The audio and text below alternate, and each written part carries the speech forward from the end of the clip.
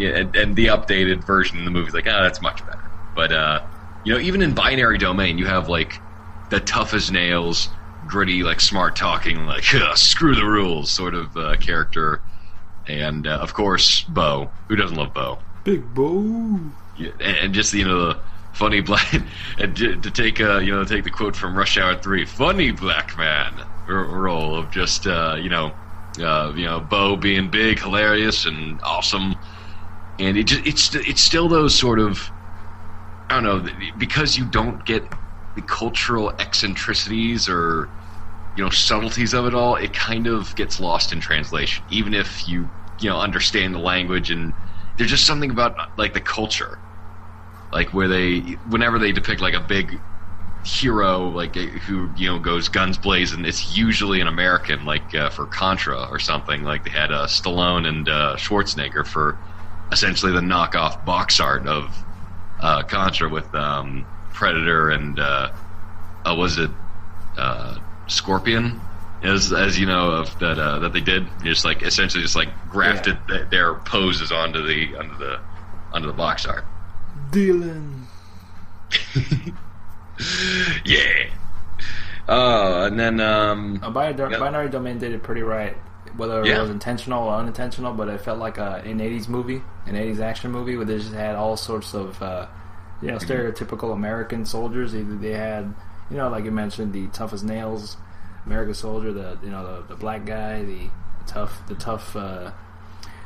chick, the British guy, and then of course he's all prim and proper, but they give you the impression like, oh, it's going to be this kind of game, like, oh, we're just here for fun and for one-liners, but then the cast gets a lot more diverse as time goes on. Yeah, it does remind me of those, good 80s movies where they have their moments of fun and cheesiness, and they also have their pretty decent moments of actually telling a story and making you think. But yeah. I like that a lot.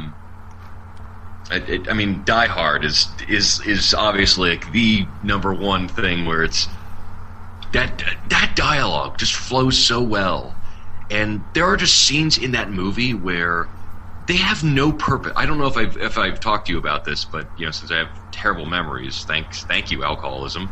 But just like there are things in there that make no sense and have no relevancy. Like the whole, like, John McClane continually looking at other women, and like you think, oh, maybe he's cheated on his wife in New York, and he's come to confess, like, oh baby, I cheated, I did wrong. He's like, no, he just apparently likes looking at women. And that scene where he gets into the main hall of the little greeting desk at the Nakatomi Towers, and he's like, the security guard's like, yeah, look at this brand new technology thing. It can help you find your zipper. Wink, wink. This is going to be important later. It's like, nope, has nothing to do with anything. It's just him pointing that out. Yeah, no real relevance, but it does make for quite a scene that you can talk about. And there's even really weird scenes where, like, they could have easily streamlined them, but they kept them in for the sake of characters. Like, there's that one scene where they're trying to cut the electricity to the building. The FBI is coming on in, and they have that scene where they're arguing with everybody. Like the guy in the manhole is with his manager, and then the CIA guys come in, and it's a whole argument between them. And they could have just streamlined it and said, like, okay, cut the power, and they just cut the power. It's like, no, they're gonna discuss it, debate, like, listen, I could lose my job. And then he's like, they're all debating, like, trying to do the big dick contest of like who should you listen to at this point in time. But it's just like fascinating scenes like that. Like, my film professor said essentially, the best film, our favorite films are not the ones that have complete unity. They're the ones that have great elements and are constantly on the verge of collapsing in on themselves. Through like The Exorcist is a ridiculous film, but because it has those it has like elements in there where they shouldn't really work. Like the whole thing about the Iraq section in the beginning, doesn't really have any relevancy later, and it's just the little weird stuff that we can accept and go with that really makes great movies great. That's what really makes all the Arnold movies. Just all the scenes you can reference. Like there's so many different scenes you can reference in like Predator that just make movie just make that movie so great and just so rewatchable. Just to get those scenes. Let off some steam. Remember when I promised to kill you last? I lied. I don't think anyone will ever be able to match Schwarzenegger in terms of just being able to spout off one-liners. It not only come off as fun and endearing, but completely sincere. Like, you believe, like, this guy is quoting Shakespeare, or at least what his interpretation of what Shakespeare is. I could definitely see him do some Shakespeare on stage. I pay good money to see that. To annihilate or not to annihilate? That is the question. To annihilate. My goodness. Well, I figured we get the recording started real quick here. I think we started around the time when we were talking about Kane and Lynch, because there was so much good content we could have missed out, ladies and gentlemen. So welcome to episode 148. Oh, well, hello. Hey, howdy. Figured we get that out of the way here. So we've talked about some Kane and Lynch, some movie talk, and we're here once again, as always, joined by C.H. Gorog. Hello. And I am, as always, as long as I don't change my name, is Square47. Well, who knows? In these economic times, sometimes you got to work two usernames. You never know. Like someone could take it, and I just have to make my own up. That's the way of the internet. Someone's already taken it. You just gotta make it up on your own. Just add a little extra character that just doesn't make sense. Like the Xbox gamer tag. Damn it! Whoever took my name. You reach the big times when someone's either not only when someone sets up a fake account of you, but if someone sets a fake account of like something you're known for in terms like CH's shoes, and like they'll like make comments about being CH's shoes. Like that's when you know you've hit the big time. When people are willing to make Twitter accounts about things about you which are inanimate objects. That's when you hit the big time. I'm waiting for it. It's just the CH's Corner on Xbox Live. Just watch that notification come up. CH's Corner is online. Yeah, Dave. I'm sure it will be that gamer tag will come very, very infrequently, and it'll be disappointing as during every session. I don't know what we'll be doing, but I think it'll just be in the corner, pretty much. No one puts CH in a corner unless it's his own. It's his own corner. You gotta get it in the zone. So how have you been doing, man? I've been well. I've been keeping up with some games, playing some games. What have I played? That's a good question. Played quite a few things. I finally finished playing the first Phoenix Wright game, so I'm moving on and to the second game. I'm trying to play all the main Phoenix Wright games. I know there's spin-offs of them. I probably won't ever get to them, but I want to play the main ones and get to the new one that came out, the Dual Destinies, which looks pretty damn good. It's got a lot of improvements on there. I see like cutscenes and stuff like that. I've seen all sorts of things I'm looking forward to see in this new Phoenix Wright game for the 3DS. I am getting more and more tempted to, we talked about last time that, getting tempted to switch over to the DS, or the 3DS, I should say, because there's going to be limited releases for the 360 and PS3 now that the next gen has come, and the current crop of games are not exactly, they ain't 1998 in terms of, wowing the audience with like a great opening launch, but, the 3DS is sounding pretty good, although, I know I'm going to be swamped with games because there's just so many great ones out there, like the Ocarina of Time remake, as you said, the Ace Attorney series. Then you have like Ghost Trick or the Final Fantasies. Not the Final Fantasies. Fire Emblem game that people were saying should have been the game of the year, and just a cavalcade of just excellent games that have had years to stew upon and just get even better just as the library has continued over time. Yeah, 3DS had a pretty good amount of games last year, and this year it doesn't seem to be too much different. I know that they're putting out. I don't know how well this will do. I'm still not 100% sold on this. I don't know if I'll ever play it, but Yoshi's Island is coming out for the 3DS. I think it's it's maybe a kind of a remake of the original. I'm not too sure on it. I just not really so far from what I've seen, I'm not really digging the aesthetics of it. Could be wrong on that. Maybe I'll just play the demo if they ever do have one available on it. But they got Yoshi's Island there. They got I know this year the game that people have been talking about as being kind of the kind of best Final Fantasy since Final Fantasy VII with the Bravely Default. That one looks quite tempting to me to play. That old school JRPG. I did play the demo of it. It seems like I could definitely get into that, but with JRPGs, I can never finish. There's too much time and investment for them. The only real kind of RPG game I played was like Super Mario RPG years ago, which was quite the game. Of all the kind of other spin-offs and things licensed under Mario, that was a really good Mario game for it being so different from other incarnations. Just it's mainly been platforming, so that was just a kind of a different take on Mario in terms of the gameplay. And it's strange how many different genres Nintendo has taken Mario into and been considerably successful. Like, people look forward to go-kart adventures with Mario and friends, so that's how good it is. Or the fighting game genre with Super Smash Brothers, or even puzzle games like Dr. Mario. Dr. Mario, God. He's in the house. He makes house calls. I'm sorry, ladies and gentlemen. I apologize.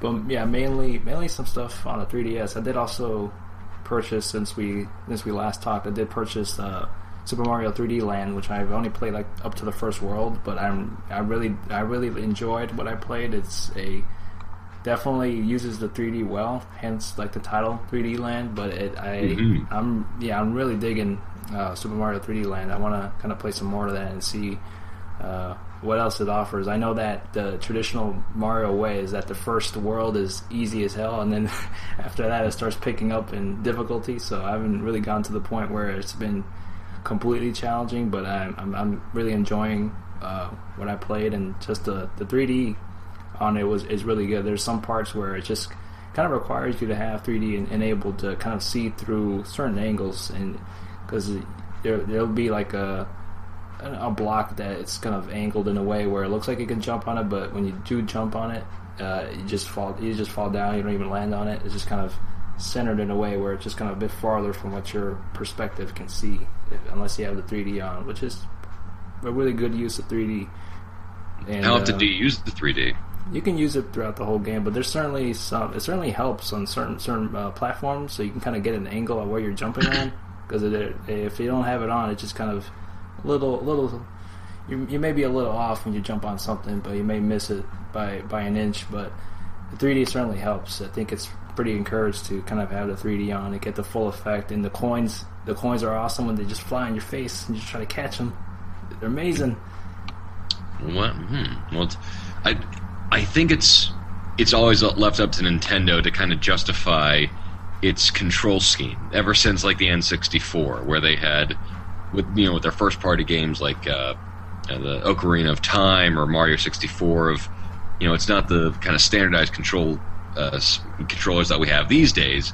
And then you have the GameCube was closer to the mainstream of what everyone was going for, and then went completely in the opposite direction with the Wii in terms of like the Wiimote, and they were the only ones who really used it that well.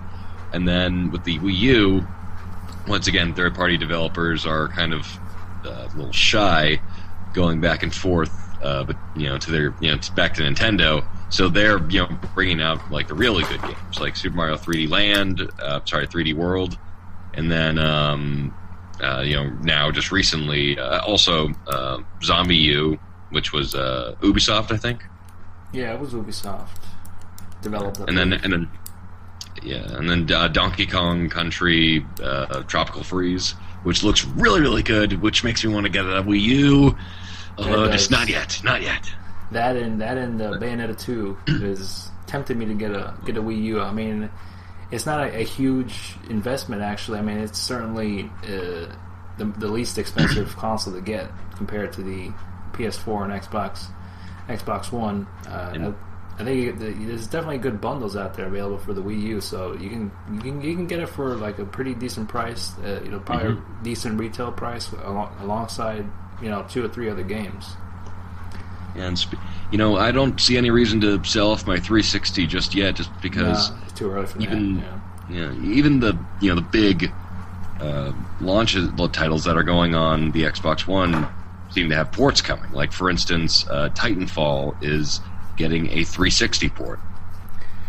Yeah, it's still really, it's still early to not really have to go out of your way. I probably won't even sell my 360 because I still got a lot of games I really enjoyed and loved that I certainly would like to go back to in the event I ever do. It's not really a console I probably will ever sell. It's mainly similar to the Super Nintendo. I mean, that console is a rock solid console. It's the only one I've ever bought. It's not. That's why I always consider it a pretty damn good console, because it's still, after 20 some odd years, it still works. You just gotta, swipe it off a bit, blow some air in there, like the good old days. You blow some air in the cartridge, and you're good to go. Like it's insanely weird how that works. Like sometimes the game won't even start unless you actually blow air into it. It's what kind of cartridge magic is this? Some sort of satanic ritual, I assume, that Shigeru Miyamoto and everybody at Nintendo, they're known as a family-friendly and kind of, they're lighthearted sort of people. No, they're actually deep into the occult, and that's how they actually got their cartridges to work, by just blowing into the bottom of them and then slapping them in. And people would not put them in gently. It would just be you were loading a fresh clip of ammo into a BAR rifle. You were just you just slap that sucker in and then you went. And and there was actually something that everyone ignored, which is a little disclaimer on the back that says "Do not blow air into the bottom of the cartridge." Everyone ignored it. Ironic. Damn. Did not know. And it's strange too, because that was one of those things that everyone was doing, and before the kind of advent of the internet showing things that were going on in the gaming world, where everyone sort of took notice to the fact that you had to blow into the bottom of the cartridge to get it working. And I don't even remember how that happened with me. I'm trying to think, did my cousins tell me I had to do that, or was it something that I just discovered on my own? Yeah, for me it was mostly something I discovered on my own. I don't recall anyone telling me you blow air on it, but it seemed like a unusually natural thing to do. If it's not working, you just blow some air on it and it pop it back in, and it worked. So it's one of those things that once you find out, it's just a whole new world is open to you. You see colors, just like the Wizard of Oz. You went from black and white to color after you've discovered such an amazing discovery of such magnitude as blowing air into the cartridge to make it work. And also, those were the times when games were expensive, and so you had to make barring of course the rentals at Blockbuster, which were questionable at best. You would get fighting games for what was that weird fighter game where you had the claymation style ones, and you had a snowman and a hot dog man. Oh man. Or I gotta look it up, but anyway, barring of course finding that, you had to really make sure that the game that you wanted was the game that you wanted. Yeah, you had to plan accordingly. You just couldn't couldn't go willy-nilly. You couldn't go willy-nilly and start buying 3 or 4 games. You had to decide what you want and stick with it. You're gonna buy one and probably play the hell out of it until you just get tired of it, and you wait a couple months after to get something else. But it's not nowadays where you could just go to GameStop and get something used for cheap and just start purchasing games left and right. It was one of those things. It's a crucial decision. It's going to affect your childhood. You have to figure out if you're going to be playing Donkey Kong Country or some Zelda. It was a tough decision. Or maybe some bad dudes or something from Data East. You know, Bad some Or Shaq Fu. Data Vice. Shaq Fu. Oh, ooh, some Shaq Fu. What is it like in the Windy City? I hear Shaq Fu 2 it's not out of the realm of possibility, according to Shaq. Now's the time for a sequel. You know how they waited like 2 decades before Tron sequel came out, right? Just imagine what exactly it was. exactly the same thing. People have been clamoring for a Shaq Fu 2. I'm gonna be getting some FMV cutscenes with Shaq. Oh man, what do you think they should do? Do you think they should go the Scarface, The World Is Yours route, where they get like someone who sounds a lot like Tony Montana but isn't him, like for the role of it, or for the role of for Shaq? Or do you think they should like bring him back and like just like the Godfather video game, where they brought back all the actors for like they're obviously way too old to be doing this, and but would they still do it?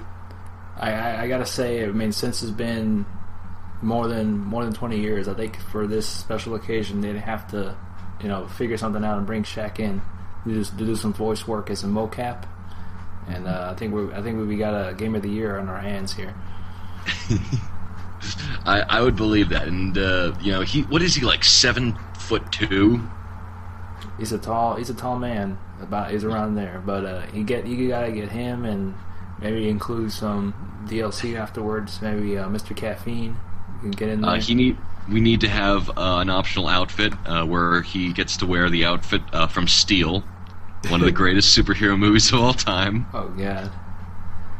Oh my good God, that was just I don't remember anything except for that one scene in the trailer, because they kept playing it over and over again of like Steel riding a motorcycle, and like 2 cops are going like, "Where'd he come from?" And one of them asks like, "Where'd he come from?" And then the other one goes, "I don't know, the Bat Cave." And even then, I knew that like even back then when I was a kid and pretty stupid, I'd just go, "That's a terrible line. That isn't even funny. It's not insightful." Is it just because like Batman recent was sort of recent, and they wanted to say like, "Oh look, it's this guy. He's a superhero. You have no clue who this is. So Batman, I guess." Normally, bad movies in general will have those lines, those kind of pop culture related lines. Whatever's hot at the time, they'll bring it up. So that's probably what it was. They had that, and I barely remember anything from the movie. I think that's a good thing. But I just remember just a terrible suit he had. It was like he took a bunch of trash cans and just put it together, and they would call it a suit. It's like, you see like pictures of the really good cosplayers at Comic-Cons where like they look exactly or even better than like the adaptation that you see of everyone. Yeah. And then you see like some schmuck in the background who, instead of dressing up like C-3PO, just like had like a bunch of cardboard boxes duct taped onto him.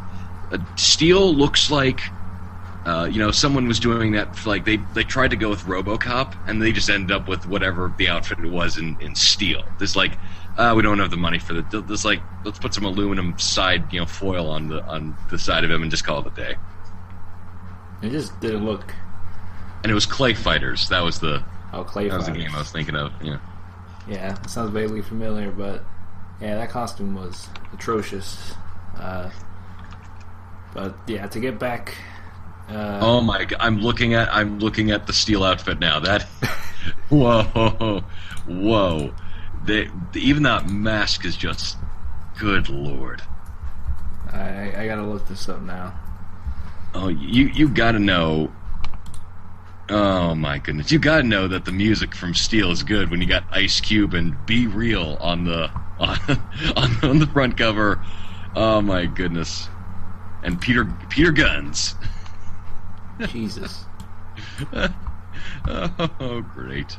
Just wonderful. Anywho, speaking of game, I think this started with talking about Titanfall, but then I'm glad that it turned into Steel, to be honest with you. But another game that it's on the horizon that's going to be, playable for both next gen and current gen is Metal Gear Solid V Ground Zeros, which is the prequel to Metal Gear Solid V: The Phantom Pain, quote unquote. Yeah, of sorts, if you will. And apparently there was the main missions also include 5 side ops, but apparently it's an open world game, unlike most of the Metal Gear games where they've been fairly linear. And this is now kind of experimenting where they're downloading kind of the first part of the story. And this has caught some flack because of the fact that it's been that the game is thought to be a very short game, especially with the price point that they've been. It's going to be either selling for like $20 to $40 depending on the platform. It's. I'm sorry? Yeah, the prices range from kind of all over the place, like you mentioned, from depending on the platform you get it. I think the cheapest you can get it is $20 if you download it digitally. It may be on the current gen, or I think the current gen or next gen if you download them digitally. Yeah, like you mentioned, I was actually looking forward to this. I was going to go as far as purchasing a new console to get this game, and then as the game kind of draws near, you start hearing news stories about the game not being particularly very long. It's more just kind of there to kind of wet your whistle before Phantom Pain, which is kind of the which will have mainly everything, like every mainly ambitious thing that they're. It's gonna be like the meat of the whole, platter here. Like what you're getting now is just mainly potatoes, pretty much. Like the Phantom Pain will kind of be, it will be open world. It will have, a lot more features than Ground Zeroes does. Like it'll have the day and night cycle and real time weather and all the other stuff that they have proclaimed in the trailer that they put out months ago, which was an awesome 9-minute trailer. Only Hideo Kojima can pull off like a 9-minute trailer for a game. Like no one will stick around for that long to watch a trailer for a game. But that will have mainly the core features of it, which is what I'm appealing to play. But Ground Zeroes is more, as I mentioned, just something kind of to get you through the actual release date for Phantom Pain, which isn't going to be till like next year. It's it's quite a thing to kind of have, the decision to split them up into 2 different segments rather than like in Metal Gear Solid 3, which was which is funny just because the HD edition of the Metal Gear collection was done by Blue Point, who's also doing the Titanfall port. So that's an interesting connection, I think, and I don't know how I was going with this. I guess that begs the question: is like if they were justified to price it at so many different price points for something that's not going to be very, very, very long in content. Although Kojima says that you could probably get a good few 4 to 5 hours on it, I guess, including the main mission and the kind of the extra missions, and you can get a lot out of it depending on how much you want to put into it in terms of like replay value and just kind of mastering each levels. But it's not really anything in terms of what you get in a normal Metal Gear Solid game. I hear that there's no really cutscenes in it. It's not very story heavy. It's mainly there to kind of introduce you and kind of get you used to the gameplay that you're going to be kind of playing and probably even getting more features until Phantom Pain comes out. I guess sort of similar to not really similar, but in the vein of playing the single player for GTA 5 until online comes out, which not necessarily the most biggest difference. The only difference is that you're online, but that's pretty much all the differences between that lies. And most likely, Phantom Pain will have heist modes before Rockstar finally decides to put it into their game. And it's it's quite an investment if you're doing next gen with the $40 price point. And the artistic thing that you were talking about, the cutscenes, and I think a lot of people didn't really made a lot of the criticisms was like a lot of its movies, you're doing more watching than actual, doing gameplay, and so that I think that's probably what he's trying to address, with this version. Of course, we've seen cutscenes with, with the trailers that they've shown so far, but I think they're interesting in that they don't break the flow of. They're like continuous shots, which is supposed to be kind of a lot more, I guess, stylistically easier to kind of slowly get into the third-person perspective since there's no jump cuts. Because every single cut in a cutscene is, shifting perspective, and that's a little bit different for a video game where then you have a fixed perspective of a third-person view, for your character. And so a lot of the videos that they've shown has been essentially just one long camera movement. Yeah, which it's like a single shot, like a Scorsese film. Like it never cuts to another angle. It's almost like it's just one scene flows really smoothly. Yeah, like in the Phantom Pain trailer when they were out riding the horses in the desert. Had this kind of fixed camera angle over the cutscene, and then just. It pans up a bit backwards to what you get normally as a fixed perspective and third person after the kind of whole story cutscene is done. That pretty smoothly transitioned well. It kind of reminds me of what they did in Mortal Kombat, the new Mortal Kombat, when they had the cutscenes and then it flows right into the fight. Like it didn't have to wait for a loading screen after the cutscene was done. It just kind of flowed in one seamless transitional scene, which I could see that working pretty well if they do it right in Metal Gear Solid. Absolutely, and it did that. And I gotta say, it is one beautiful looking game. It is quite gorgeous to look at. I guess that being said, I would probably, I think in order to kind of alleviate any issues people have, I guess the best way to go about it is just to purchase the game for whatever console you have.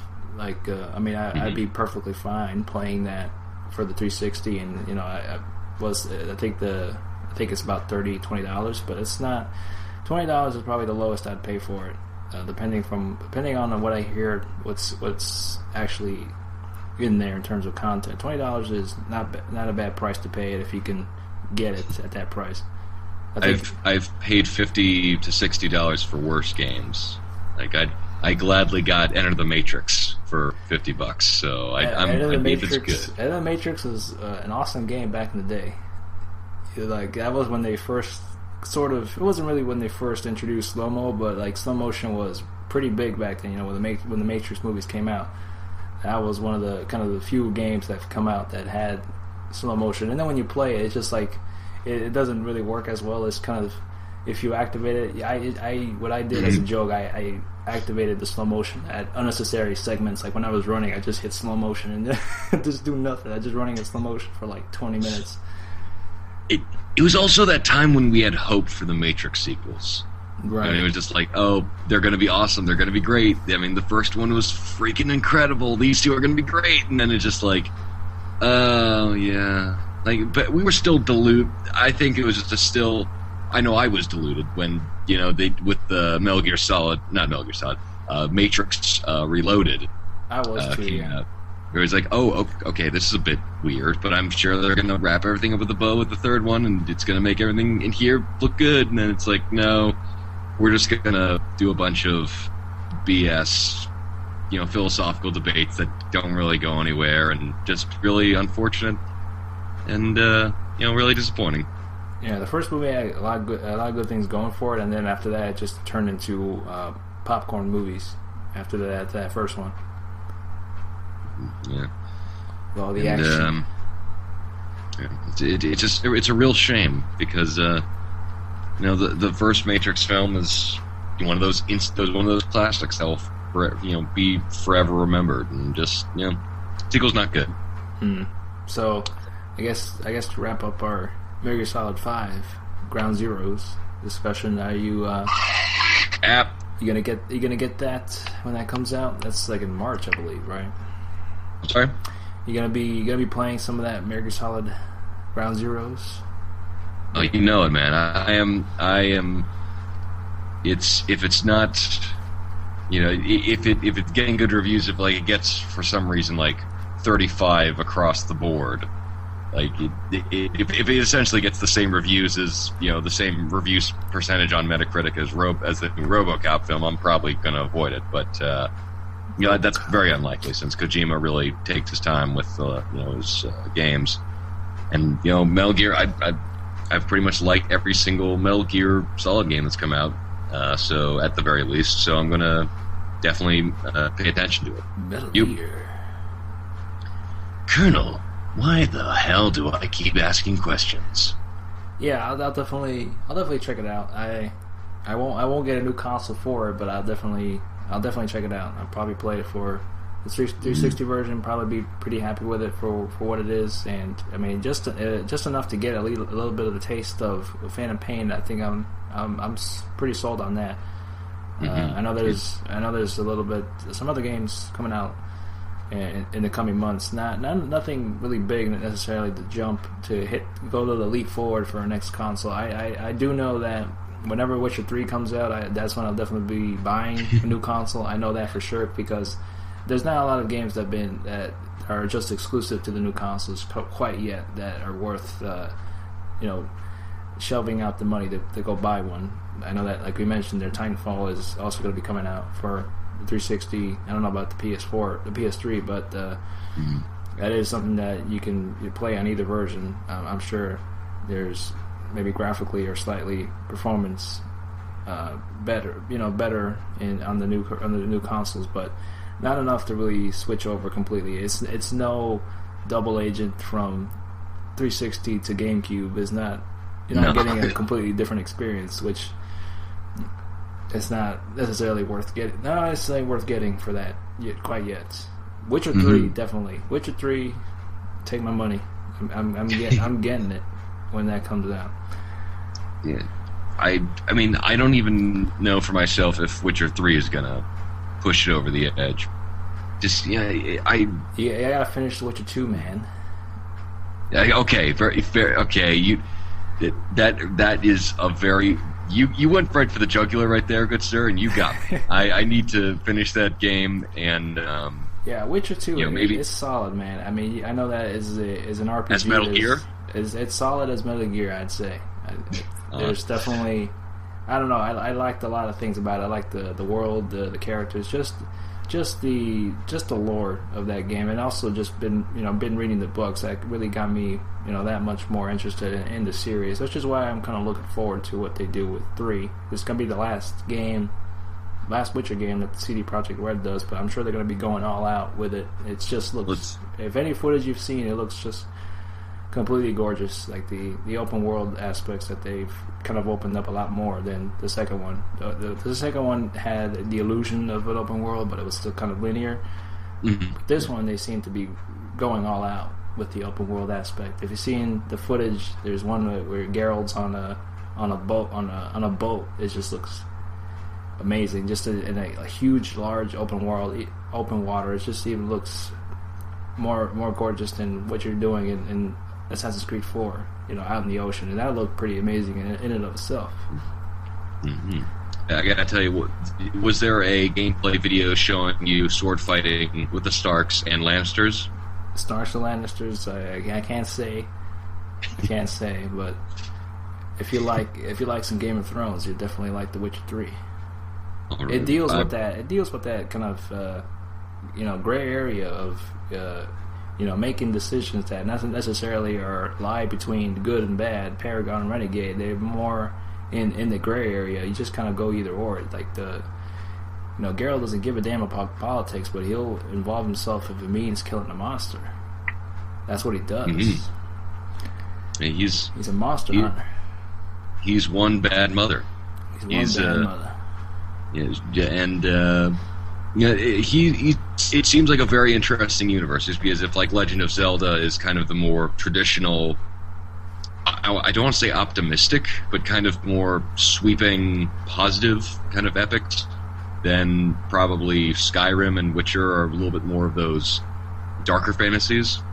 Yeah, the more darker, mature fantasies. If we're gonna be comparing that with Skyrim, I'd say The Witcher does it better than Skyrim in terms of its no doubt mature fantasy, but definitely written better. I'll tell you that. But certainly, you can pick or choose which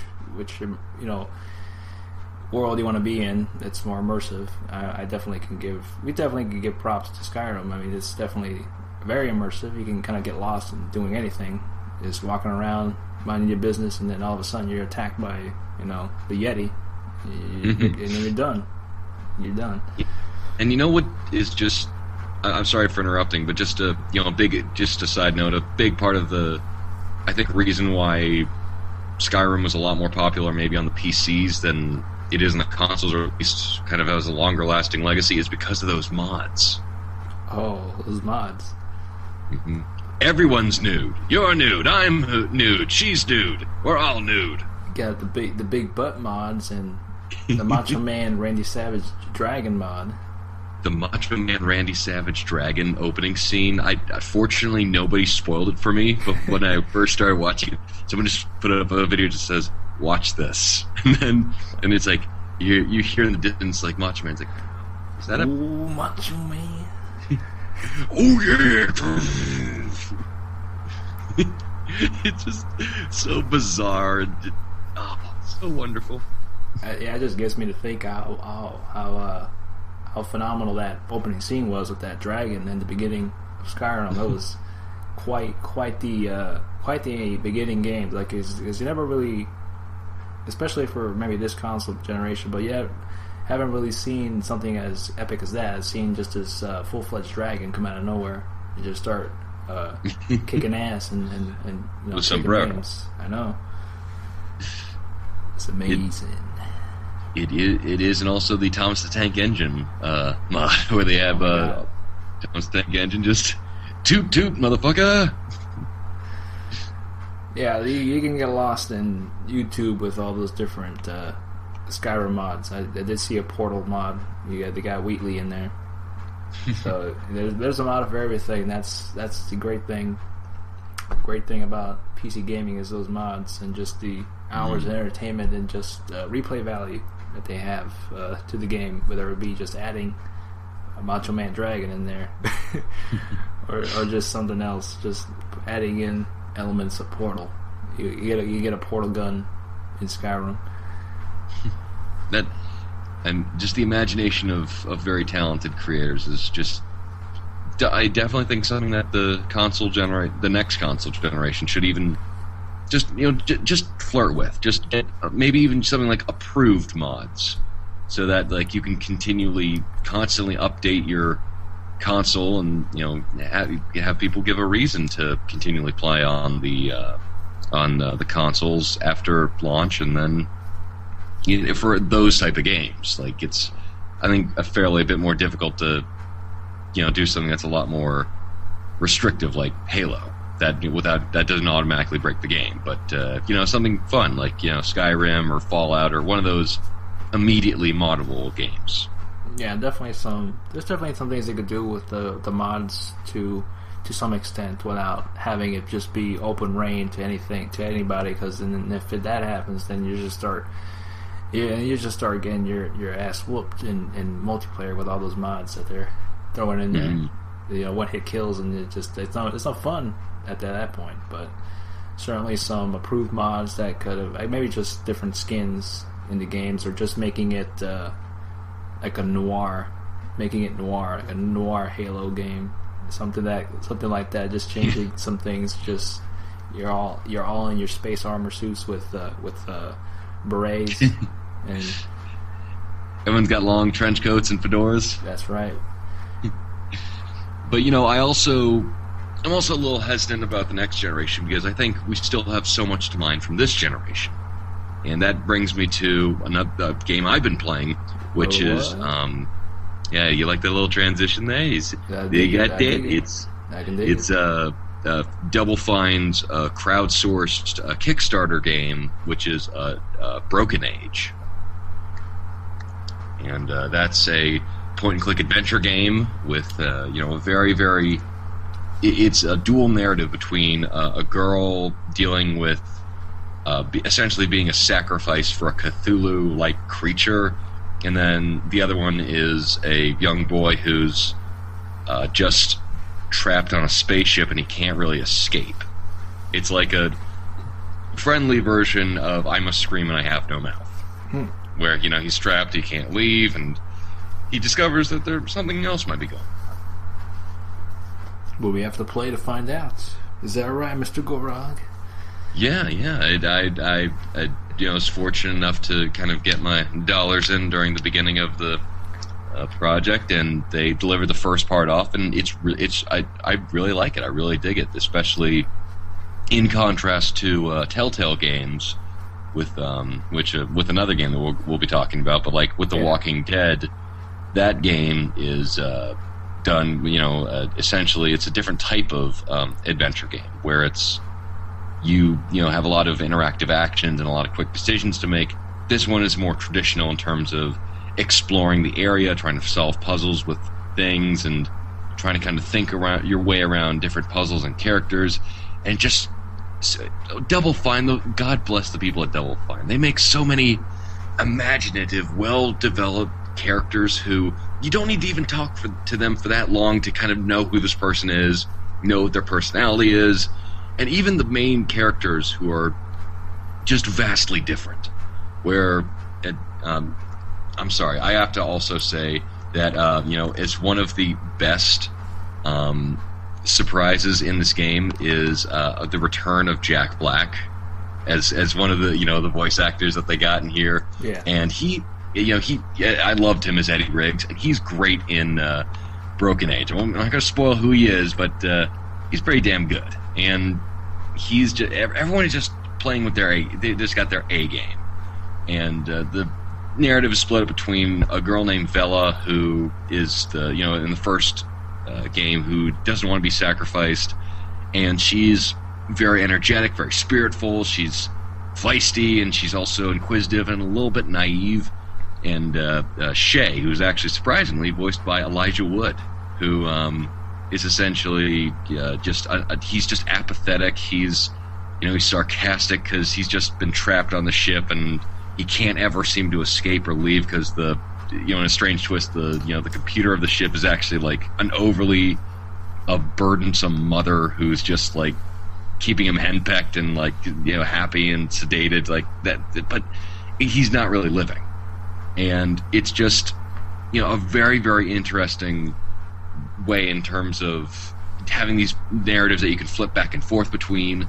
If you get like stuck in a puzzle, you can go back to the other one. And how they connect is pretty interesting, because at first it doesn't seem like they have too much to do with each other, because the first one's on a spaceship and the other one's kind of in a fantasy land, and it's actually pretty interesting kind of how they click with each other. Yeah, so it's actually a point-and-click game in the traditional sense, where it's you're gonna be stuck on a puzzle for a while. Like, this is hard as hell, like those old school point-and-click games. And there are moments where you wish you could have like the Secret of Monkey Island Special Edition game, and Secret of Monkey Island 2. They have the little hint system, and they don't have that for this game. And so sometimes you'll want to back out and go to GameFAQs or go online for a walkthrough. But it's one of those traditional collect everything and then rub everything against each other, or try to give a character something to just to progress the narrative, because there's like a specific way to solve the puzzle. It's not I love Telltale games, and this is not a knock against them, but it's not like Telltale, where no matter what you do in terms of interacting or not interacting with things or talking to characters in a specific order, it kind of doesn't matter, because the plot will still proceed. Yeah. Whereas with what Double Fine is doing with Broken Age, it's essentially very traditional, where it's like, okay, you have to specifically talk to these characters and then go back and get this item and then do it this in this order, solve this puzzle first, and then you can get this item to this character. And that way there's kind of almost a beautiful trade-off, because by doing that, then you become more accustomed to the world, and you take in a lot more of the beauty and going back and forth and talking to the characters. And with The Walking Dead and The Wolf Among Us, it's kind of just like you're you talk to these people and then you go on to the next plot point or action set piece, and once again, not knocking it. I love what Telltale's doing, and and also unsung game is the Back to the Future game that they did, which was really, really good. Who also, speaking of the Scarface game at the beginning of the show, they also hired a actor who sounds exactly like Michael J. Fox during Back to the Future. They even has the same vocal, qualities to it. And then anyway, back to to Broken Age. It's an excellent first beginning, the Act 1, if you will, of the game. They've done it very, very well, and I'm looking forward to what they do next. Well, that's awesome. I like those traditional point-and-click games, and compared to what you're mentioning there, like Telltale's, that they're more of a accessible point-and-click games. They're almost to the point where it's kind of more of an interactive story than point-and-click. But point-and-click traditional game, Broken Age, that's definitely something I'm down for. I haven't played a lot of point-and-click games that are pretty traditional, that you kind of have to use your brain to kind of get things going and do things that you really wouldn't expect to advance the story. Like you mentioned, I think the last one I played was probably was Still Life. That was kind of in the vein of a traditional point-and-click where you had to do some out of the ordinary things in order to progress the story, which you rack your brain at trying to figure out what you're supposed to do at a certain point, because the game doesn't tell you. You just kind of have to figure it out for yourself. But I could definitely get down for some of that point and click action. It's it's available on it's coming out on Android, iOS, Mac, Windows, and unfortunately Ouya, for all the 5 people who still have it after playing The Amazing Frog. Oh, the Ouya. God damn. Yeah, remember when we were all clamoring for that? Like, a crowd-funded, the platform. Like, a console for the people, by the people, and with the people. And it's just like, ooh, that kind of burns. Ooh, yeah, not good. Yeah, so I definitely recommend, I don't, since I got mine through Kickstarter, they sent me a link to download it. Oh, that's cool. So I'm not sure if it's available for purchase yet, but I think they'll be getting them all together and then releasing it as one game. And I definitely recommend everyone check it out. It's a very, very good, point and click if you have that inkling for strong writing and good characters and a little bit of interesting, interesting bit of character development and maturity going on. Yeah, I'm sure it'll be out by almost every other platform. It's funny. I'm still waiting for my Barkley 2 to come out. I don't know.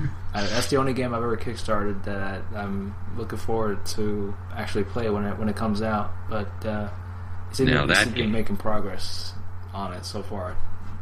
That game's going to have some good characters in there. That's going to have some sparkling dialogue, and Tim Schafer will be like, "Oh man, how did I not write that?" And the Cyber Dwarf and everybody else. Joanna Man.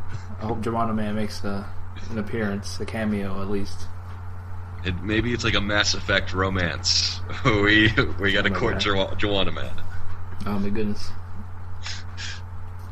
Yeah, and so Broken Age, excellent game, and just give a little indie blurb to another game I was playing, which was Vintage Hero, which is a Xbox Live arcade indie game with it's very, very similar in the vein of Mega Man X. In fact, they have I don't even know what the knockoff was, like Omega Man or something like that, and it shows okay, he doesn't really care, so we just gotta leave it up to essentially these guys to save the world from an alien invasion. Aren't they and it's actually like plumbers or something like that? Yeah, I don't know what they are, like mechanics or plumbers. They wear green overalls and I have played Vintage Hero. I didn't get far in it because it's hard as hell, traditional Mega Man sense. I never got as far as the any level of it. By the time I get to the boss, I'm low on health and I just die one hit. I definitely bumped it down to the easiest difficulty just because there's unlimited checkpoints. So definitely had that. Very, very similar to Mega Man in terms of you got to memorize enemy placement, movements, Very interesting array of weapons and gadgets. One of them is actually kind of a trampoline gun, where you just shoot out sort of this springboard, which propels you up in case you want to get some experience points, which you use to level up your weaponry or your health or your special weapons or health items. And it's about $1. And I gotta say it's a really, really good game. It's got a really good soundtrack. I liked it. It's like the 8-bit soundtrack with the catchy little chip tunes they got going on, and it's a fun game. The only downside is that the character portraits and the some of the story paintings they use to show the characters and what's going on is kind of ugly. It looks like a lot of it's been drawn on MS Paint by really. Oh yeah, I remember that. Like that opening, yeah. I think the opening has a prime example of the worst Microsoft Paint job I've ever seen. It looks pretty bad, and but that's not really the appeal of it. The appeal is the gameplay, and it's a lot of fun and challenging. There's a good amount of enemy types, and actually the ending is not something I expected, because it's this heel turn face where it's this sort of introspective look on the nature of collecting these types of Mega Man games. Yeah, definitely not a bad game for a game being in the indie market, because 90% of the games in the indie market are crap. But that's definitely worth. Who did I date last night? And Cassie's Corner are great games. All right. That's definitely. How dare you insinuate that they're not good? It's definitely worth 2 cents. Those games, at least. But Vintage Hero is good. Definitely worth the $1. I mean, it's not a huge investment, and you get a lot out of it. It's a fun game, even though I didn't get too far in it. But when I played it, I could definitely see the appeal. It's got that Mega Man vibe, Mega Man difficulty. If you like Mega Man, you like that. You like that game. And yeah, there's a couple of pretty decent games on that. Yeah, you still gotta play. I don't know if you've seen it on there. You gotta play Mountain Your Friends. Mountain Your Friends is a lot of fun. We gotta play online with that. Mountain Your Friends does look fascinating, and that will be on my queue as soon as I'm done. I finished Vintage Hero, very, very good, and then the next one, which I got on sale, was something that just really caught my eye, because the box art for the arcade game is so incredibly 90s. It's Comic Zone by Sega, and for those of you who don't know what Comic Zone is, don't worry, neither did I. And it's apparently it's about one day a comic book writer is suddenly zapped into his own comic book, and the arch villain that he was writing somehow is in his world, and they don't even explain it. His name is, and I'm not joking, Sketch Turner. It's okay, oh man, this is already not looking so good already, and he goes into the video game. Not the video game. He goes into the comic book world, and he has to fight bad guys in an arcade beat 'em up. Except the segment, the little gameplay segments are segmented by comic panels that he goes back and forth between, and it was just, oh my goodness, it was just it's just so 90s, because this guy is he's a comic book artist. He has kung fu skills, he has Shaolin kicks and mantis style punches, and he's just the image on him is just ridiculous. Of course, he's got the leather jacket. Of course, he does. It's the 90s. Oh, yeah. The fingerless leather gloves, the military boots, which don't have socks. He's got a ponytail. Loving it. And then He's got the black skater shorts, and also just a lovely. He's got a rat as a pet sidekick to help him out. Sometimes you can use him to collect items, and it just screams 90s. They're trying to be bad and radical, but also down to earth and very heartwarming, and it's just wonderful. That's awesome. There's quite the gems in the arcade market. You just gotta know what you're looking at, what you're looking for to kind of get the really good arcade games on there.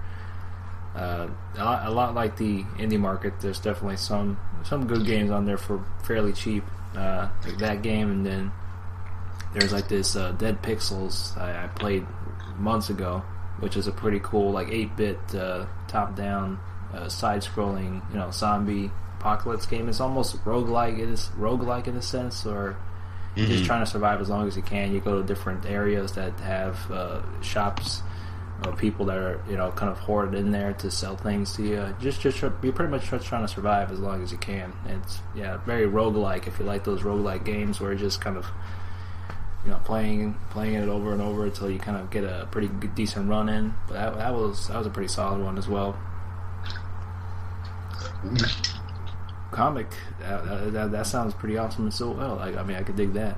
Going into the comic book is almost like a reversed Beetleborgs in a sense, even though what you mentioned there has nothing to do with Beetleborgs. But I don't know if anything can ever really tap the greatness that was Beetleborgs with their Jay Leno Frankenstein. Jay Leno Frankenstein, he was quite a character. I did over Christmas. I can't believe I haven't told you this. I got the first season of Superhuman Samurai Cyber Squad. Oh man! And that is a surprisingly that show was not aimed at like the kid demographic. That was definitely teenage because they make insinuations of sex, drugs, definitely drugs, especially with the character of the Amp. I think his name is.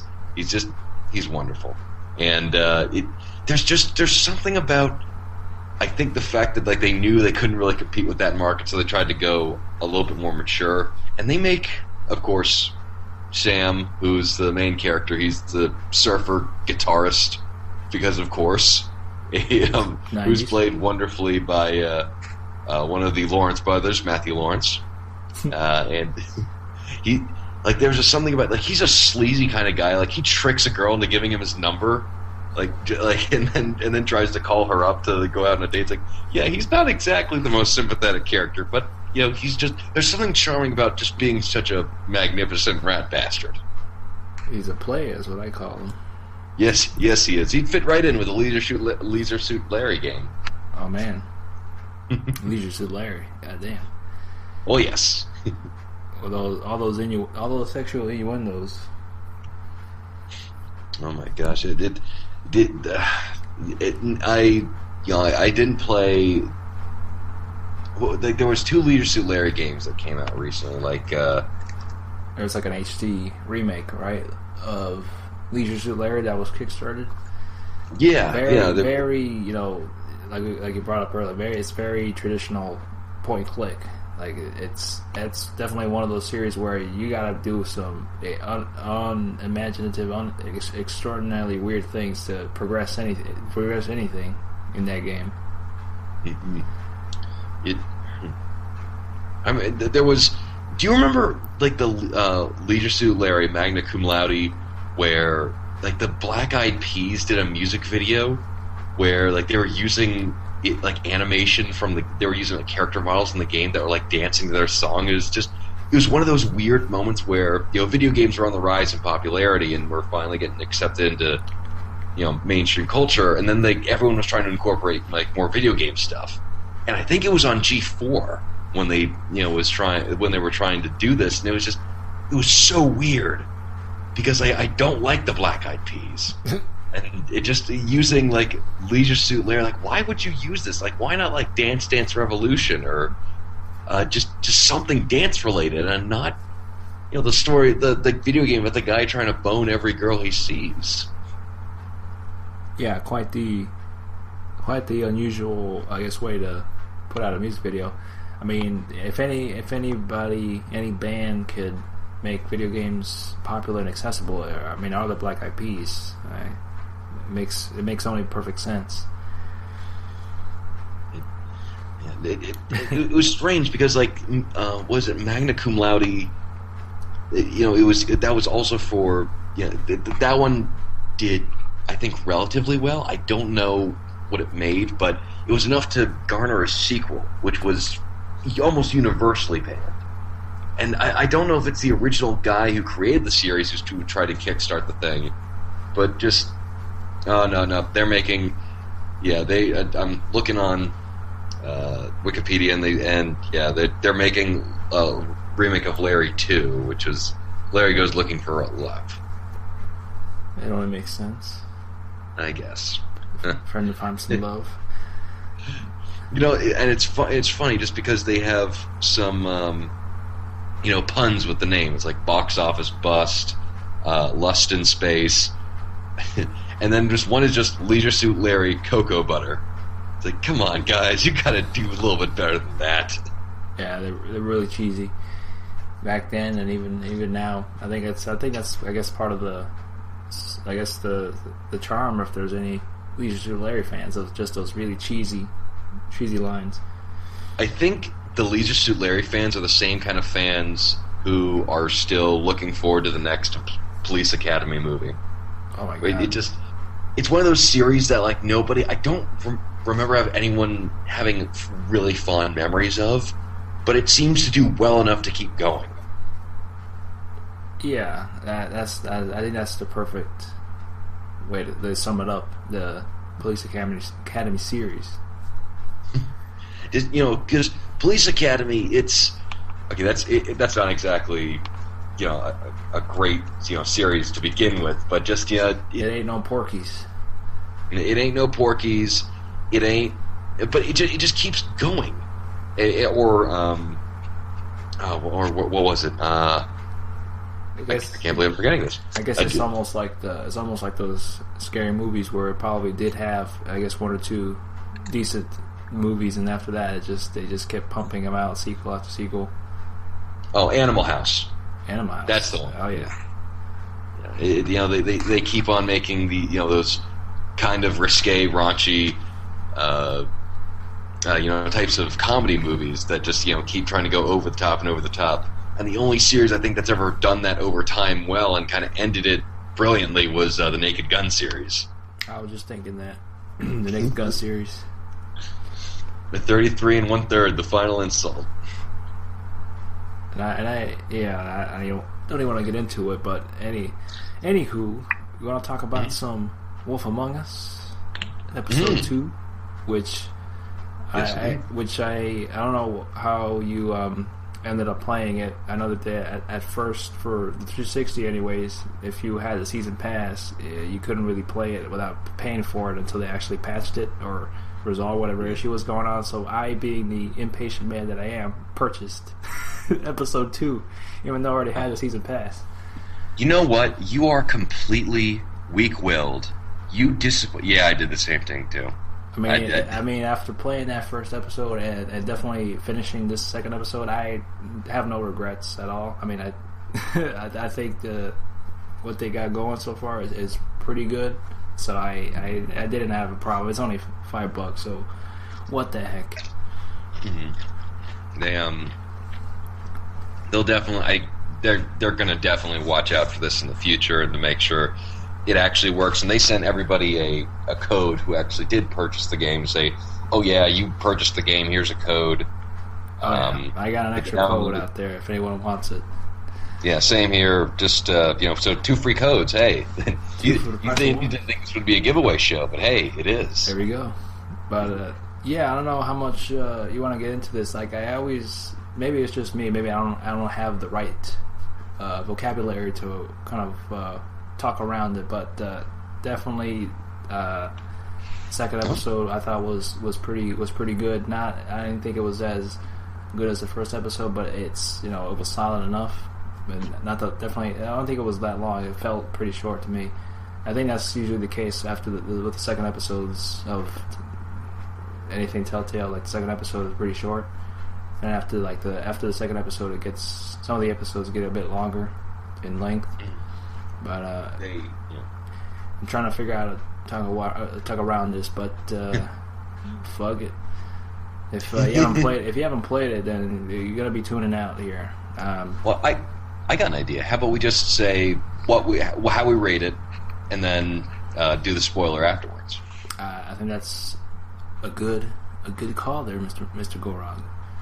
What would you rate this? Very highly. I would rate it. If I was doing star reviews, I would probably say 4 out of 5. Really, really good episode. I love Telltale's writing. I love the gameplay stuff they do with it, and I just think that they really understand how to really construct a great crime narrative and work with the genre. Yeah, I would say about the same rating as well. I quite enjoyed the segments that were in the game. I like some of the things you do leading up to the end was pretty interesting. Trying to figure out everything from the first episode. Oh my god, quite the Vegas review I've ever talked about. But yeah, I enjoyed it a lot. I mean, it's I didn't think it was as strong as the first episode. Usually the first episodes are usually the strongest because they introduce you to the world and everything else, so they leave quite the impression on you compared to kind of the second episode, which is kind of leading off that first one and just kind of slowly but surely setting up what's to come and what you may be expecting after that second episode. Hard to really review and just review things like this, where it's just very serialized. That you can't go off this one episode. You have to kind of have a full understanding of the entire series until it's actually done, and then to kind of accumulate everything you've kind of played. Much like TV shows, it's serialized TV shows where they just lead off. They work off one episode after the other. But yeah, nonetheless, I really liked this episode. It was good. Not the longest one, but it definitely didn't overstay its welcome. So I probably give it about the same rating as you, about a 4 out of 5. It's odd because The Walking Dead, even though that one's also kind of built upon the idea of big spoiler, each episode having very big spoilers, you can almost talk about that one much more easily, since this one is, The Walking Dead's fueled by, okay, they're zombies and they got to get safe. This one's fueled by an increasing amount of mysteries and revelations, and so you can't really talk about the plot of each episode without revealing some of that. Yeah. And because of that, it makes it infinitely harder to actually review. That is correct, but gaming sites, that will not stop them for reviewing it. Much like they like to review the next-gen consoles, even though it's way too early to do that. Mm-hmm. But yes, folks, if you guys have want to stick around for about 5 to 10 minutes, I think we're probably going to wrap up the podcast with just the discussions on some of the things that went on in the second episode, and I think that's pretty much what we'll do to top off the show for tonight. So if you guys want to tune back in later on after you play the second episode, or if you don't care about the spoilers, then you can just stick around here. But for those of you who have not played it, I think we'll wish you a good night, and if you want to tune back in another time, once you do, you can more than welcome to do so. But we'll see you then, and then we'll go ahead and just talk about some of the revelations that happened in this second episode, and I guess we can give some of our predictions of what may happen on the next episode to come, and we'll go from there. Excellent. Well, for those of you who aren't sticking around, have a good night, and thank you very much for listening. And please contact us if you want the codes. Yeah, you can for episode 2. Yeah, you reach us on Twitter. I'll provide the links in the show notes. But we'll be on Twitter, expecting if you're looking for any codes or anything like that, or just if you want to send us some questions, you're more than welcome to do so, or just BS with us on anything and everything. You're more than welcome to. Mm-hmm.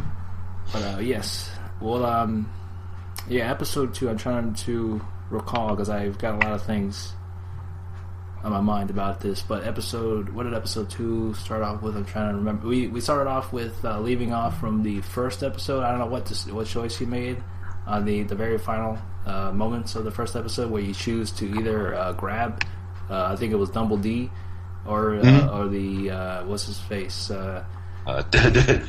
Tweedledee or Tweedle. No, D. Yeah, Tweedledee. He's the Tweedledee or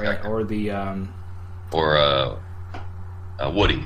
It was Woodsman. The Woodsman. I chose to go after Tweedledee because I felt like he had more knowledge of what may be going on. I had no idea how involved he is in this, but I didn't think that the other guy did it or had anything to do with it, so I went after him in that final moments of the first episode.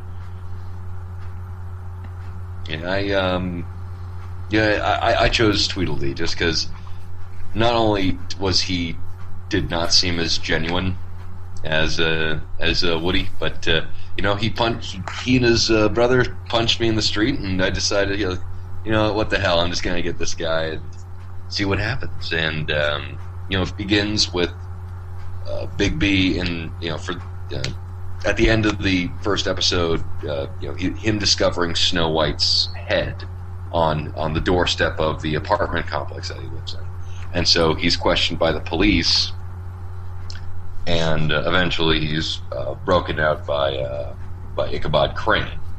And that's right. You know what Telltale does very well. They did the same with the character of Larry from Walking Dead, where I hated him in the first episode. I still kind of hated him in the second episode, but at least they gave a little bit more context and a little bit more depth to his character. So even though I still hated him, I could understand where he was coming from. And they do the same thing here with Crane, because in the first episode, he's just a belligerent asshole through and through. And in this one, he's genuinely moved by Snow White's death.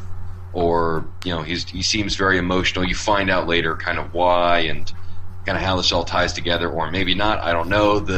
It's strange because I don't think we'll be able to fully understand the story and kind of the things going on in the background, because it's a mystery crime thriller, right, until all the episodes are in line.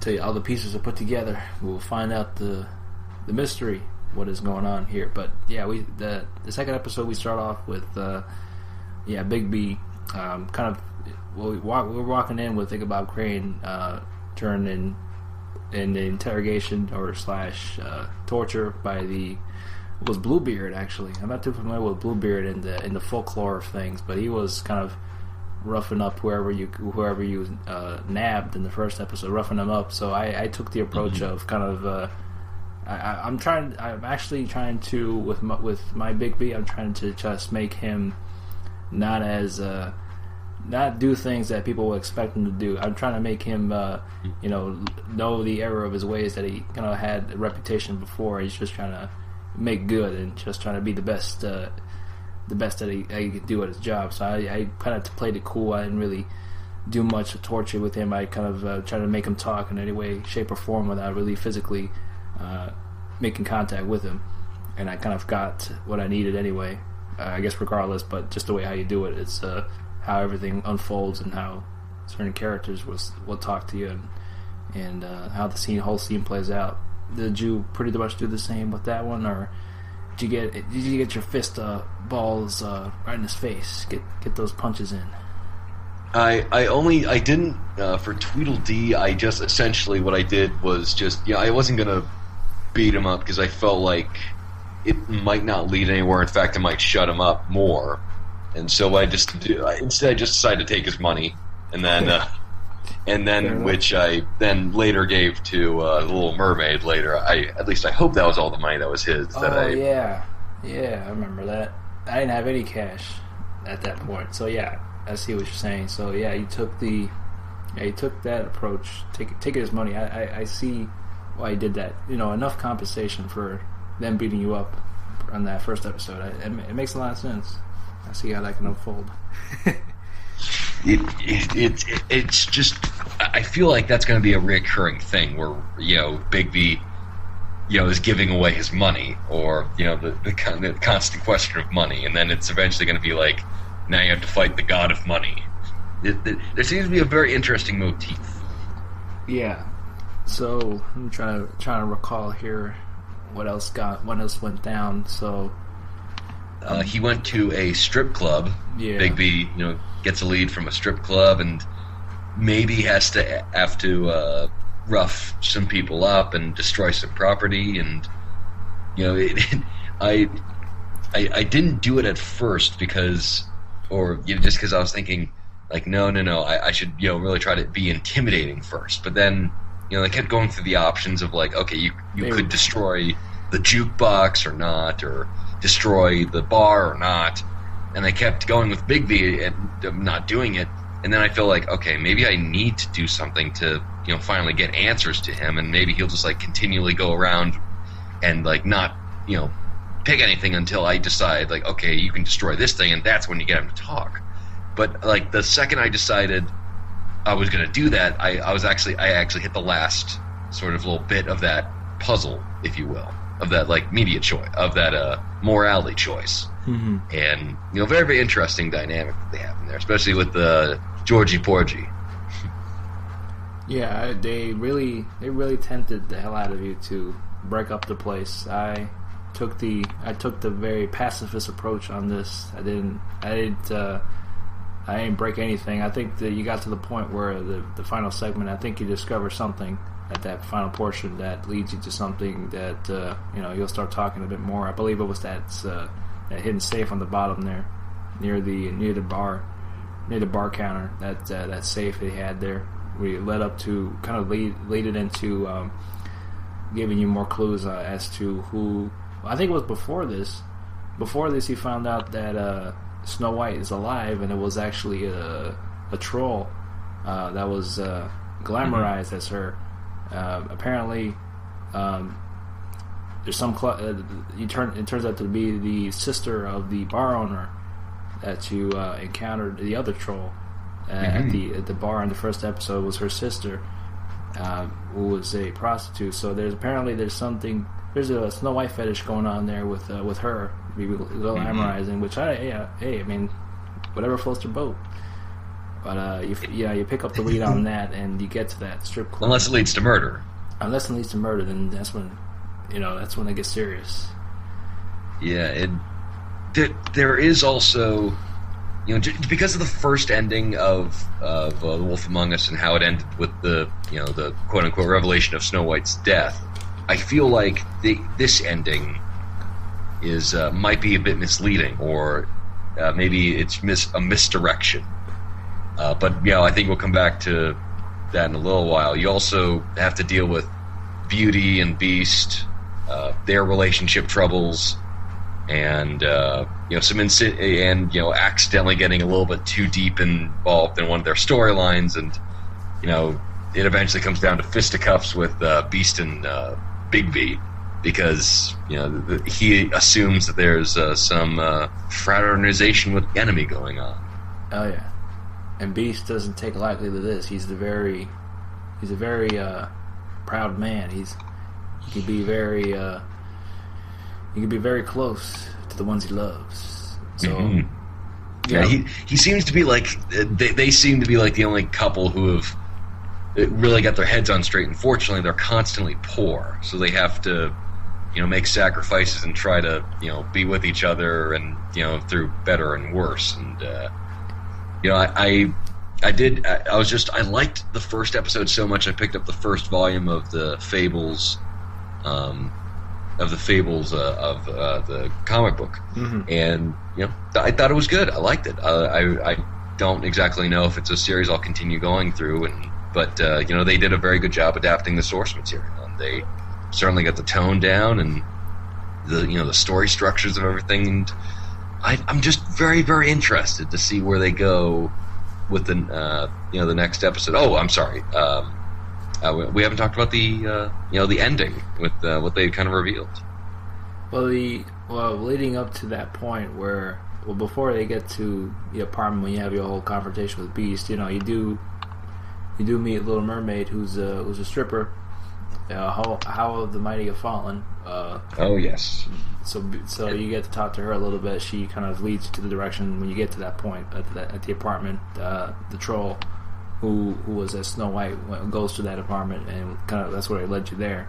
And you talk to her for a little bit. You try to convince her to kind of help you out and give you some ideas. There's like an alias going on with Mr. Smith, so you're just trying to figure out who Mr. Smith is, and that's where that leads you to that apartment. And you do have, like you mentioned, you have the option to pay her in order for her to give you the information, to make it seem like it's a legit transaction going on, so they don't arise suspicion. I didn't have any cash on me, so she was kindly enough to give me her money, and I'll give it to her.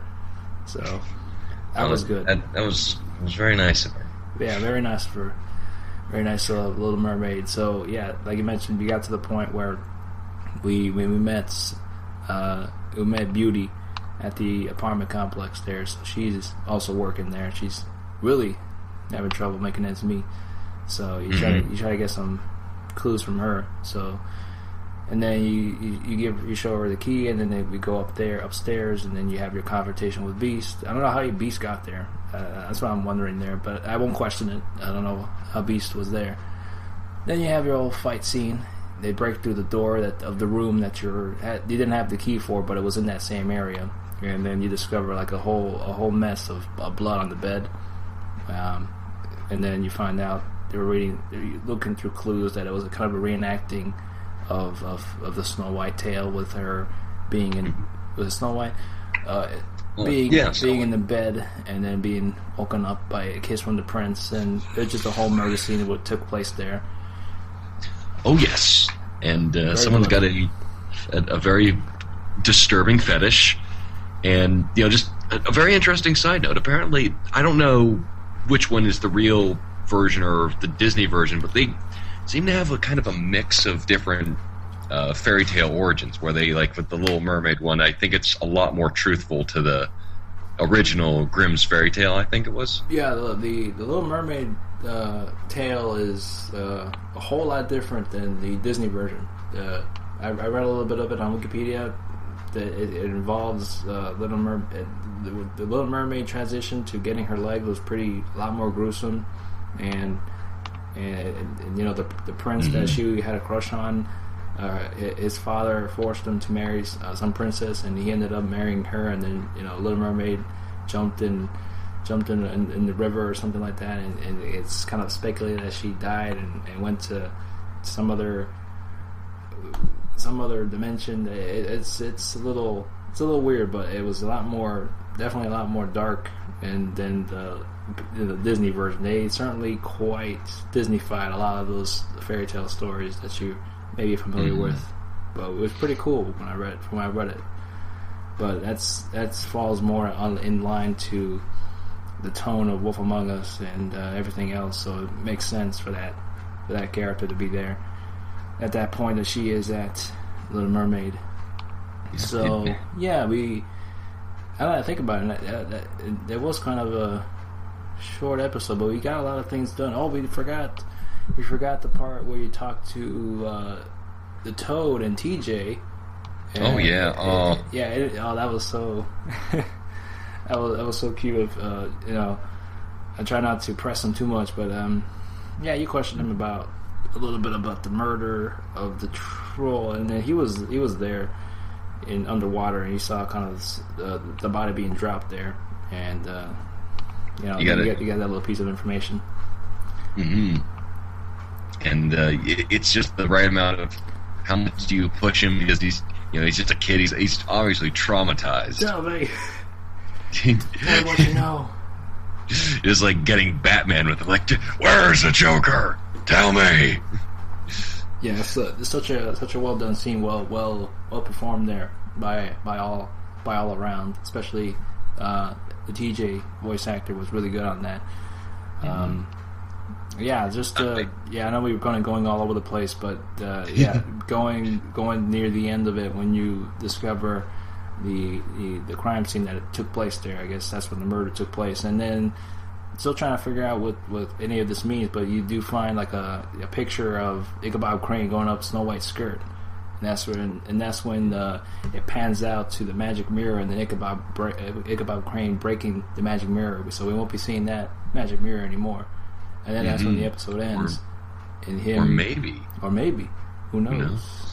And then him driving away with some of the clues he found on the dead troll, and that's where the episode ends. So what did this mean? What could it mean? It can't be that simple. Is Ichabod Crane have anything to do with this? Who knows? But we do know he is quite the creep. Yes, he is. Or maybe it's someone in glamour, or maybe it's... I didn't think of that. The thing is, I think this may be their intention. Like first, what they like the first episode, it's like a really big shock. Like, oh my god, they killed Snow White, and then the second one's like, oh no, she's actually fine. It was just this whole other thing. And then, for the next game, they ended with a really shocking big revelation. And I have a feeling that because of the first ending, people are going to speculate of what this means, and maybe it will just be played straight. Like maybe he does have a fetish, but he didn't kill her, or just this, that, and the other thing. Who knows? I mean, I have a feeling like they understand audience expectations and reactions, and then they are good. Telltale's really, really good at writing around them or just subverting expectations. To be honest, I don't know what it means really. Mm-hmm. I did notice. I didn't read an article, but I'm aware of something similar to this. That there was, I think the second episode may have been rewritten because there were some scenes that they showed from the first episode that didn't make it on the second episode. There were some scenes in there that wasn't in there. I guess depending on maybe the approach you took, maybe I didn't see them, but it may have been, that second episode may have been rewritten in some way. Maybe not too far to the extent of what we got now, but I think there were some rewritten things going on in there. There was, they've also been doing that for The Walking Dead. But there we go.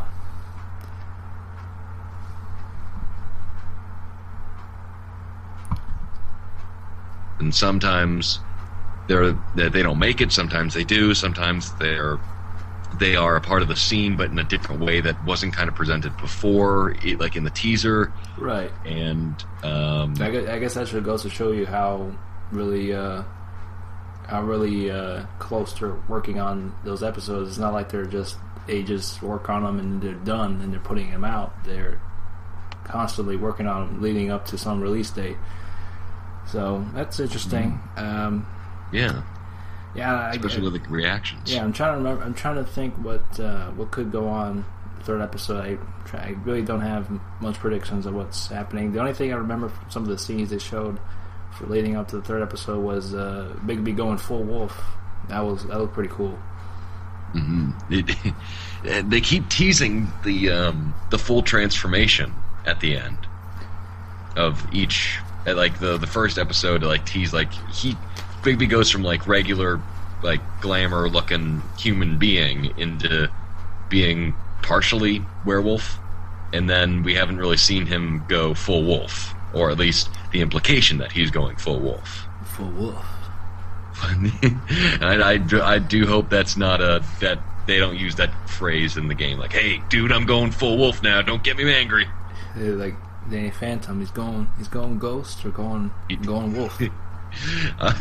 They need to include the box ghost in terms of the characters that walk around in the game. Box ghost was amazing. Box ghost.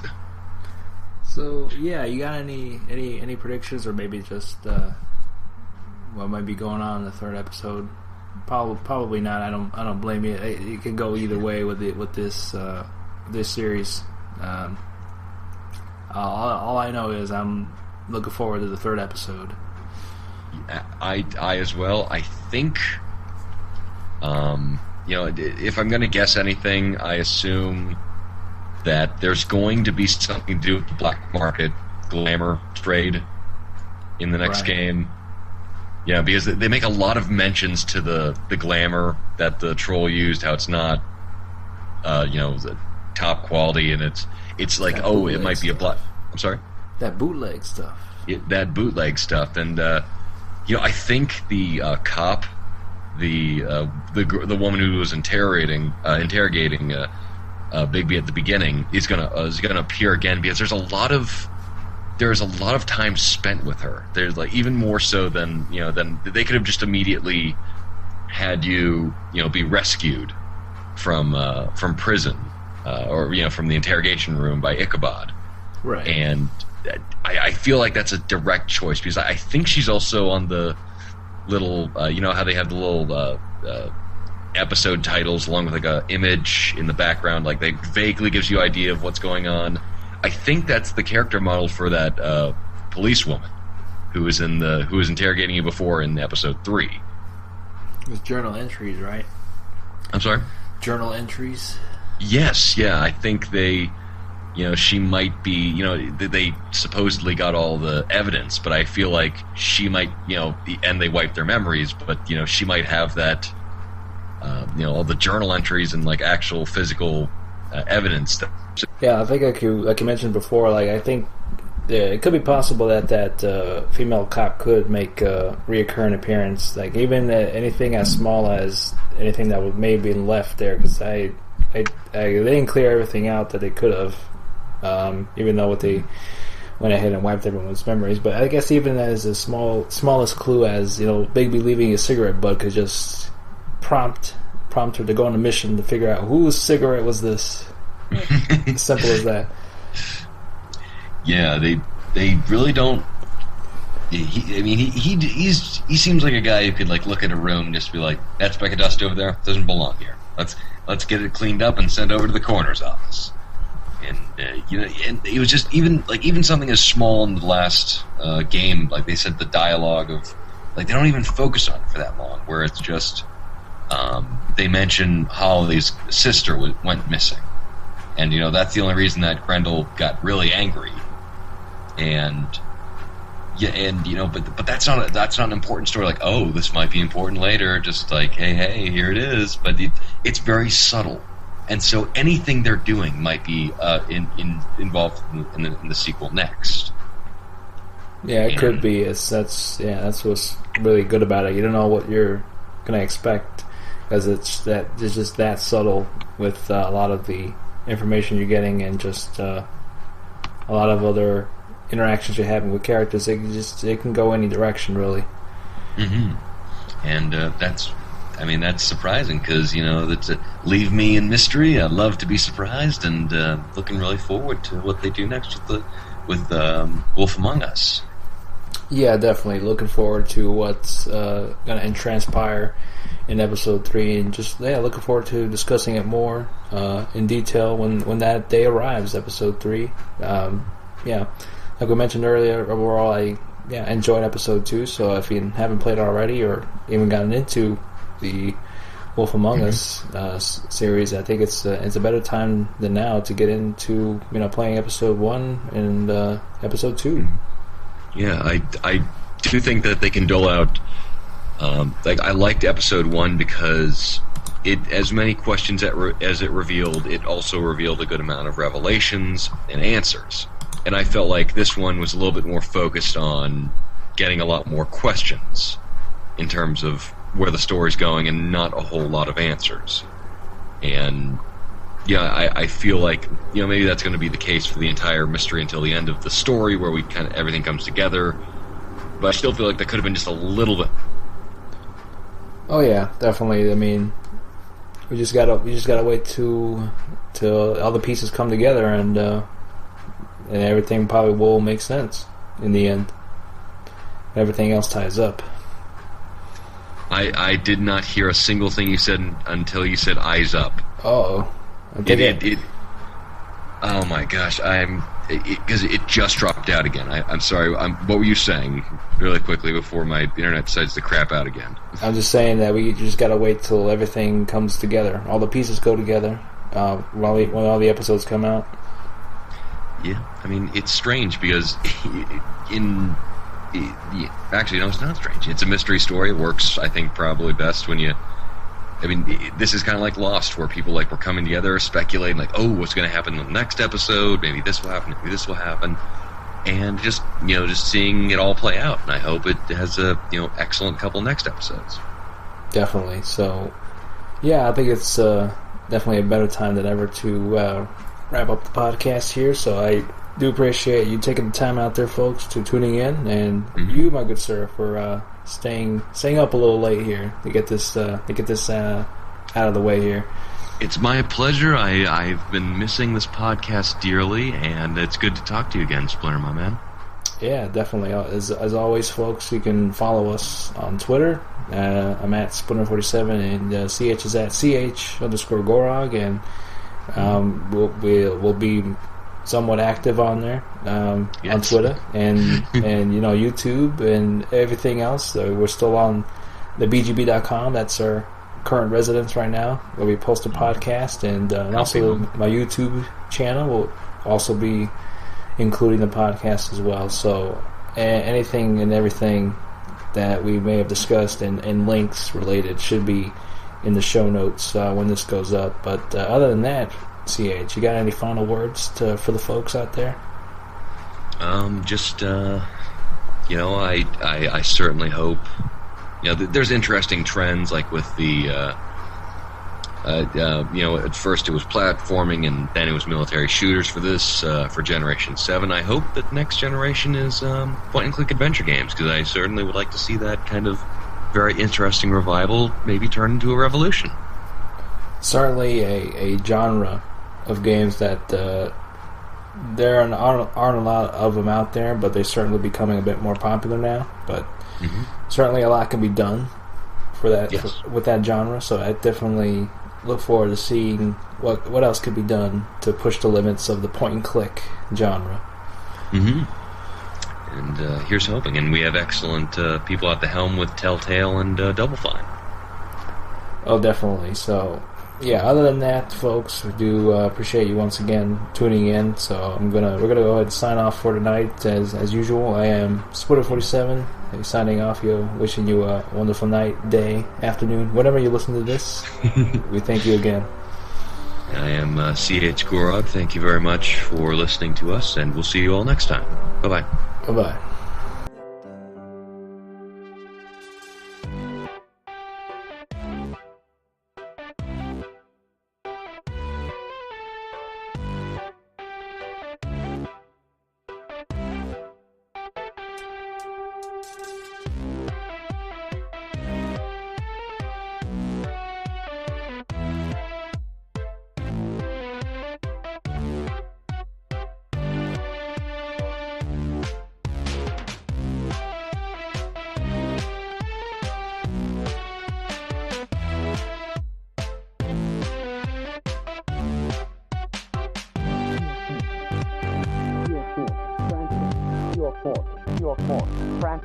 Mr. Francis York Morgan.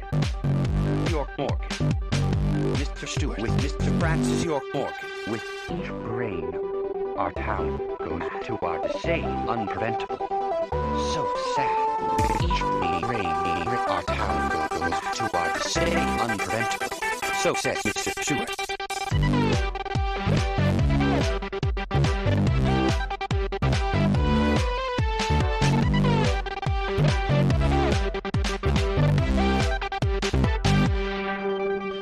Purple fog appears with rain, soiling and ruining our town. The evil does not reign. Find out what the type of soil, remove the source from which it poured. Then and only then your case is solved. Purple fog appears with rain, soiling our town. The evil does not reign. Find out what the type of soil, remove the source from which it poured. Then and only then your case is solved. I am here from Mr. Stewart's lunch. If it is ready, I thank you a bunch. You should try this wonderful lunch. It's more than delicious. Takes the crunch, so says Mr. Stewart. I am here from Mr. Stewart's lunch. If it is ready, I thank you a bunch. Mr. Francis York should try this wonderful lunch. It's more than delicious. Takes the crunch.